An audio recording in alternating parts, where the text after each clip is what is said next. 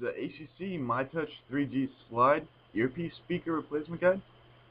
To gain access to the ear speaker, you'll need to disassemble your phone using our HTC MyTouch 3G Slide Take Apart Repair Guide, which is available at repairsuniversity.com. From this point, you'll need to remove the motherboard flex cable, which is adhered and connected to the LCD screen. Use a safe open pry tool to pop the connection loose.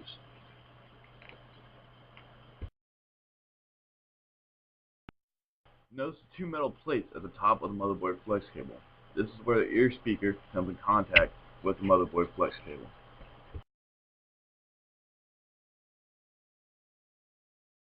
The speaker is held in place with a small bit of adhesive. Use a safe open pry tool or a small flathead screwdriver to release the adhesive and remove the speaker. Notice the front of the speaker. This is where the adhesive sits. To replace the speaker, reapply the adhesive and press the speaker firmly into the housing, and it should pop right into place.